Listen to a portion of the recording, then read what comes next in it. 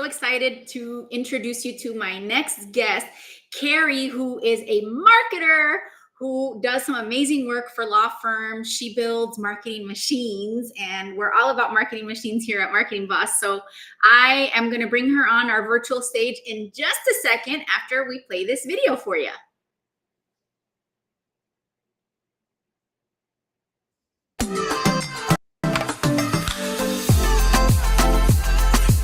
Welcome to Care Sandwich, the podcast where we dive into the success journeys of law firm owners across the country. I'm Margarita Everline, your host and the founder of Marketing Boss, a fractional chief marketing officer firm for law firms. On this show, we'll explore the challenges, strategies, and victories that have shaped law firms and how they wrap every interaction with care. Because we believe that caring isn't just a value, it's a strategy for success. So grab your favorite sandwich, sit back, and let's dig into a conversation filled with insight, inspiration, and of course, a lot of care. Hello. Welcome to the virtual stage, Kerri. Much for having me, Margarita. Great to be here. Yes. So when you and I spoke before I invited you to be on this podcast, you told me your story. And now I'm going to invite you to share your story on the podcast because it's really cool. You're all about creating optimized marketing machines, and we love that. So Tell us your story and what do you do? Well, Margarita, I think it resonates so perfectly with your audience because the one thing that you repeat so often is the care model, that we can't just do things. We have to care about how we do things. And ultimately, I ended up spending a heck of a lot more time in intake than marketing simply because I cared too much, or not too much. I cared enough, but as I'm sure you've experienced too, it's hard to find marketing teams that really, really care how that marketing dollar is spent and what it results in. And I really struggled with that as a marketer. I felt very strongly that, I was entrusted with a marketing budget, and that budget was never an expense. It's always an investment. And as the marketer, I had to make that a really great investment. And I learned early on that in order for that to be a really good investment, I was really going to have to get my hands dirty when it came to intake, because that is really the secret to great marketing. It's great intake. I love that. Here at Marketing Boss, we have our Connect Convert program. And so when you and I spoke, I was like, oh my gosh, I get it. And I'll describe it a little bit differently. I think that there are a lot of marketing agencies that care and are specialized in a tactic, and they can only see within that tactic how to be thorough. And I think what I like about you is that you're thorough with the strategy as a whole and all the moving parts, including top of the funnel and sales and intake. So talk to us about your book, The Law Firm Growth Machine, I believe it's called. Yes, very good. Yes. So the Law Firm Growth Machine is about obviously growing your law firm amidst a host of challenges that attorneys are facing right now.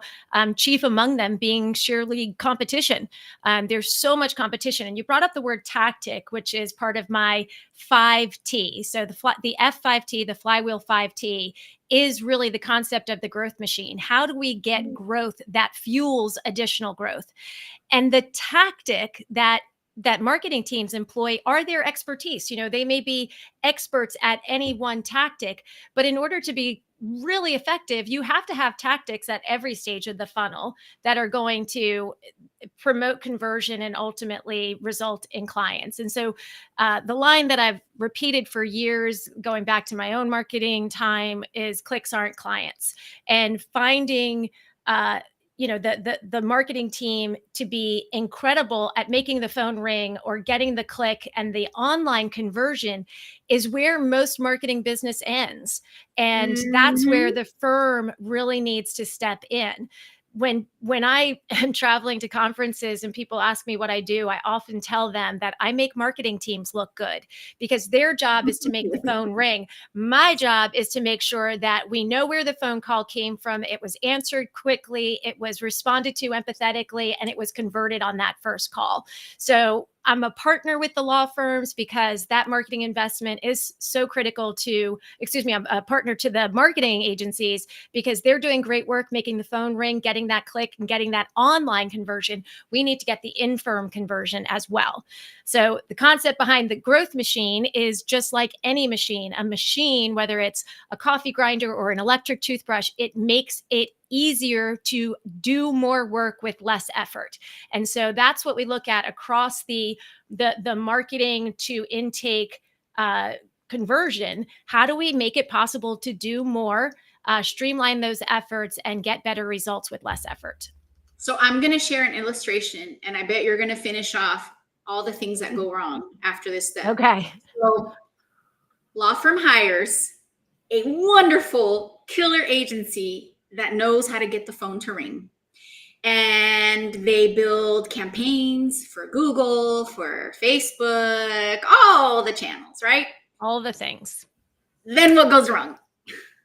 They don't answer the phone is the biggest issue. They don't weave a net that's going to ensure no lead is left behind. They're not, God, Margarita, I could list a million things in that scenario. Are the numbers Right. being tracked? Are the or they forget to use a tracking number, so we never know how many calls actually came in. Exactly. And God bless them for, throwing all that confidence in with the agency and saying, okay, go do your thing, but we don't need to do what, the traditional spray and pray method that we had to do once upon a time. Once upon a time, you did just give the marketing agency the money, and that analog phone rang, and the rest was going to tell its tale in the results of the law firm. We now have the means to know, how individuals interacted with the ad, when they interacted with the ad the first time, the last time, what phone number they dialed, what ad they saw, what landing page they landed on, what keyword they searched. There's just so much data. And, I was actually on a call with a client this morning, showing them some of that rich data and saying, if you're looking at the data and you can see the form that was submitted or the chat that took place, and it says they landed on the blog, is my insurance company selling me out? And now you know exactly what their fears are, and you can speak directly to those fears. So good marketing, good data capture is going to lead to better rapport building, which is going to help with conversion. So it all has to tell the story together. The bottom line is there's an amazing data trail that's being left behind, and it can really help firms make some really good decisions about what's working. Now, I do want to caution that with the most important number that for every law firm should be, what did I spend and what is my ROI? That's it. I need to know that my money was well invested and is going to result in a really fantastic ROI. I do, as the marketing person, look at some of that granular data. How did this campaign perform in this market, and what was that cost per click? But at the end of the day, very seldom does an online buyer, user, whatever you want to call them as a law firm prospect, just simply, show up online, click once, and that's the end of the journey. There's a story that the journey that the user takes is usually pretty vast. And so being omnipresent in social and Google, online and offline, that's where we really see the journey complete itself. And so even if your one campaign seems to be underperforming compared to others, you can trust that being omnipresent, that's helping the entire campaign move forward.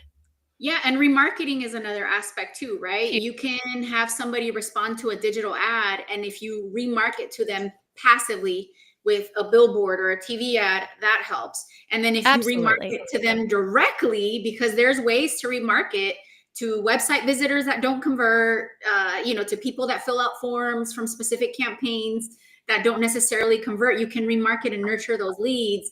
And there's a lot there. Even for my own business, you can test it yourself. If you come to my website, my ad will follow you around the internet for the next 30 days. Because in most cases, people will, meet me at a conference, or they'll hear about working with me from a referral partner, and they'll come to my website. And then that's usually not the end of the journey. They have to think. Someone will become a client. They've got to think, they've got to need, et cetera, et cetera. But now, over the next 30 days, they'll see that ad. They'll be prompted to buy my book. They might opt for a discovery call. So we have to look at sometimes how the marketer markets to really see what's working for them. And I'll say one of the most cost-effective ways is to do that retargeting. If you got someone to your website once, just because they didn't make a decision doesn't mean they won't ultimately decide to work with you. Yes, two marketing jargon terms, reach and frequency. You need both. Yes. Reach is you reach people, and frequency is repeatedly. Absolutely. And the modern customer expects that. I mean, I don't even write down when my next hair appointment is because I know they're going to text me 4 times before that to remind me. And so as I lead up to that week, I'm like, oh, I know it's coming. I got that email coming or that text message coming at me. And we all do. We've all become reliant on that. And so does the modern online consumer for law firms. That's wonderful. So, what is one piece of advice that you find yourself giving to law firm owners over and over again? Share it with us today. That's a great one, Margarita. There's so much advice. Buy more Obviously, Post-its. well, number one is always simply just don't miss the phone calls. I mean, it's shocking to me that firms still miss phone calls, which in the age of AI, like there's really no need for that. At a minimum, and that's a whole nother conversation. We'll have to have another day about AI call handling. But nobody, you can't miss calls. That's first and foremost. From there, the one that I think is the most common error that I see firms make, and I really believe it's an error, is telling me the percentage of conversions that they have out of their total lead volume. So if they had 100 leads and they signed 20 cases, they don't say to me, I signed 20%. They say I signed 20 cases, and that means nothing if I don't know how many of those 100 leads are qualified. And so the metrics that I'm looking for is how many qualified leads did you talk to? And how many of those qualified leads did you convert? And I want to see that number north of 90%. I want to see the qualified number in that 25 to 40%, depending on your reputation and referral business. But I think the biggest mistake people make is looking at conversion of leads. That just doesn't tell me anything about anything. It doesn't tell me enough about the marketing, and it doesn't tell me enough about the intake team. So right here, right now, make a commitment, whoever is listening. Conversion of qualified leads is the metric that matters. And of course, how many qualified leads did you generate? And I love what you just said, the range of qualified leads. Expand a little bit more on that, because a lot of people assume that if I don't have more qualified leads, it's marketing's fault, right? Or it's they always want to come for marketing. They always want to come for marketing. The finger pointing to marketing is these leads stink, Kerri, and I've heard it. And I hate to tell you all, but yes, these leads stink. There's after all these years of talking about, we will, no fee unless we win. We will come to you if you've had an injury. They still call when it's only property damage. They still call when it's their fault. And so the vast majority of leads are not going to be qualified. Now, that range of 25 to 40%, like I said, depends on your referral business, really. If you've got a lot of people in the community who have had a great relationship with you and are telling people, oh, you need to talk to so-and-so. Then you've had somebody who knows who you are and what you do and can refer you. That's going to bring down your cost per acquisition. You still want to be in the marketing game for sure. But now the 20 to 25% of leads from an online campaign that are qualified, because most people calling a law firm are still not going to be qualified. Now we kind of balance that with the 80% of referral leads that are going to be qualified. And so if you are building your brand over time, growing the population of advocates in your community, building referral partnerships, you should see your cost per acquisition over time come down while your business increases. So we're not spending more on marketing. We're just treading water, but the business is growing because of our flywheel effect, which is what we talk about in the book. We need leads to become clients, and we need clients to become advocates that drive new business into the firm. If we can get the funnel and the flywheel working in tandem, we can maintain a comfortable marketing budget while growing our reputation and overall growing the business in time. I love this. My heart is singing right now. Like Yeah, I I just know love it. everything. I love all the truths that you're dropping, and Oh, I will say it a little bit differently too. That if you have marketing campaigns that are giving you bad leads, unqualified leads, it doesn't mean it's not a good campaign. It's just part no, of not at the all. industry. Focus Unfortunately, not on at it. all. Yeah, Yeah, and those are the challenges that we're facing as an industry. We're about 1 in 4 leads are qualified, and so what do we do with those other 75% of the leads that we now have them in our marketing ecosystem, and so they are still valuable for the long term. So what I ask my clients and what we've built into our system even is how do we decline these leads in a way that differentiates us, that makes us powerful advocates for this lead, that they actually do come to us when they do have a qualified case. And so how we handle rejections is really important. How we continue to add value to the relationship with that person over time, whether it's through community activities, outreach, events, just even that online newsletter that they may never even open, it still passes their inbox and has some value. So if you are declining 300 leads a month to get the 100 signed cases that you have, you're still increasing your list by 400 really good leads for the long run every single month. And if you can manage to stay in their peripheral vision, to build a relationship with them by adding value over time, then you'll have that lowering acquisition cost and that increasing reputation. I love that. It always hurts my heart when I come across a law firm, especially if they're spending multiple millions and they're not list building. Like, No, why? I know. And They're out there. years ago, we were talking so much about the day of the cookieless environment, and if you've noticed, direct hits to your website are more and more common, and those aren't really people typing www.mylawfirm.com. Instead, it's people who are using cookieless uh, uh, browsers or operating incognito.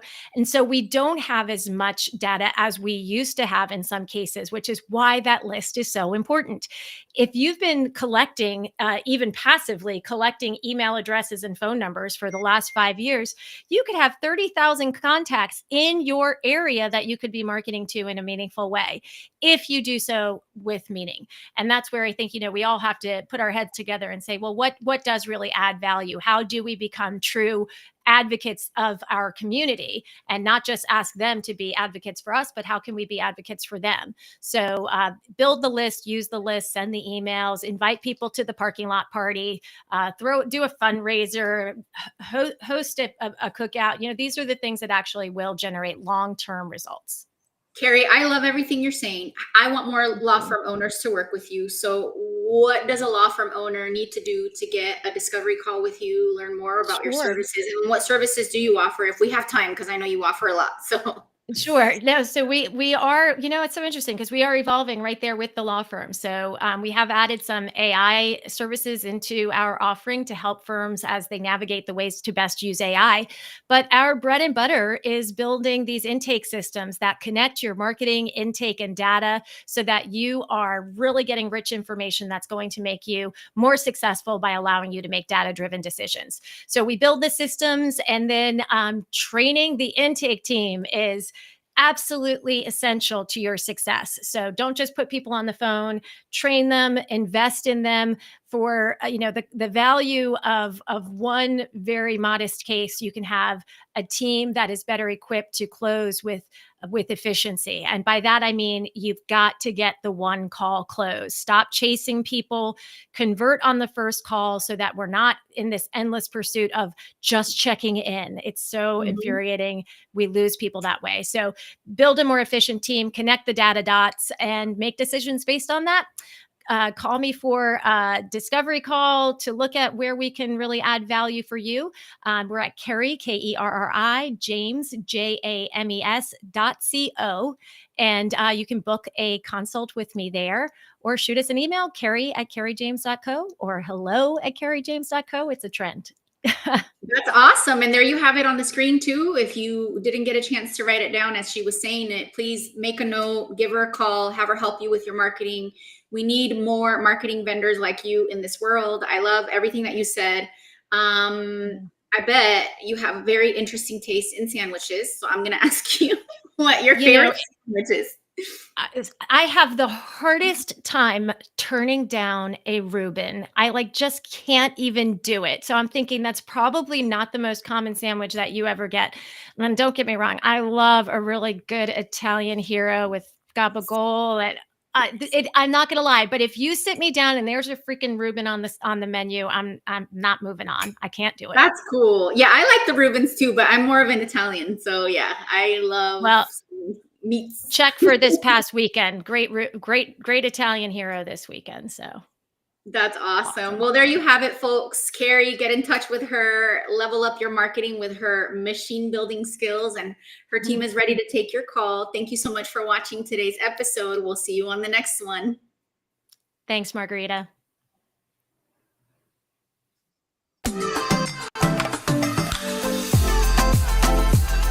Thank you for joining us on this episode of Care Sandwich.